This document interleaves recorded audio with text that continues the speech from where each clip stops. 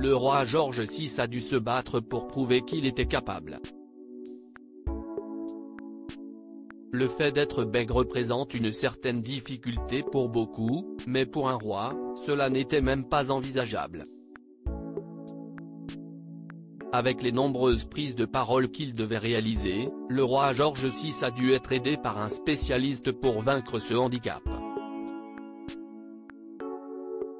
Lui dont sa fille, Élisabeth II, a écrit un texte bouleversant à son sujet.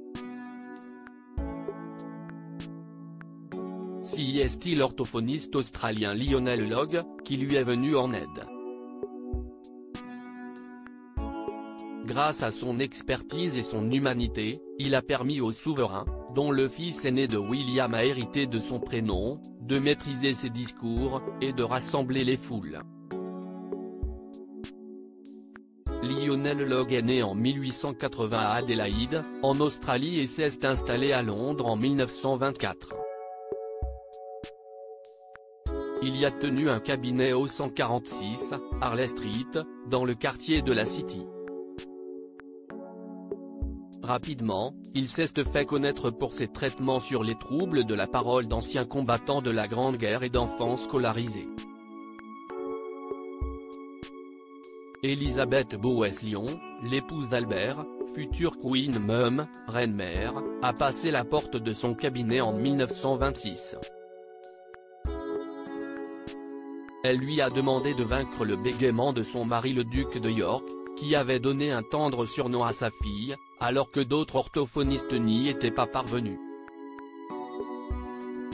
Lionel Logue a accepté sa demande, et a changé le destin de ce dernier. Comment Lionel Logue a-t-il réussi à aider le roi George VI? La journée du 10 octobre 1926 fut marquée par la toute première rencontre entre les deux hommes.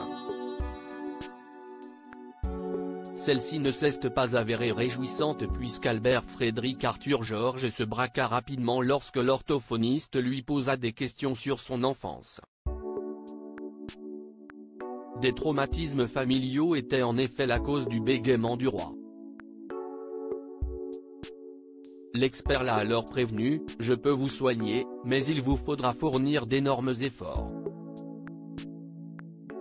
Puis, des résultats sont arrivés à force de beaucoup de travail.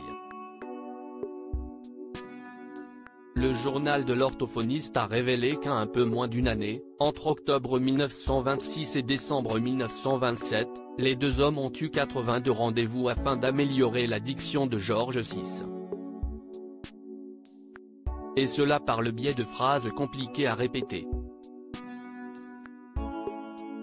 Telles que I have a sieve full of sifted thistle and a sieve full of unsifted thistle, because I am a thistle sifted soit, en français, la très célèbre phrase « Un chasseur sachant chasser sans son chien est un chasseur qui sait chasser », notamment utilisée en cours de théâtre.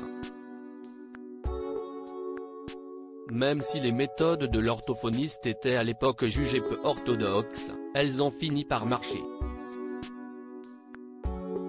Et la relation entre ceux qui ont travaillé main dans la main n'a cessé d'évoluer en bien.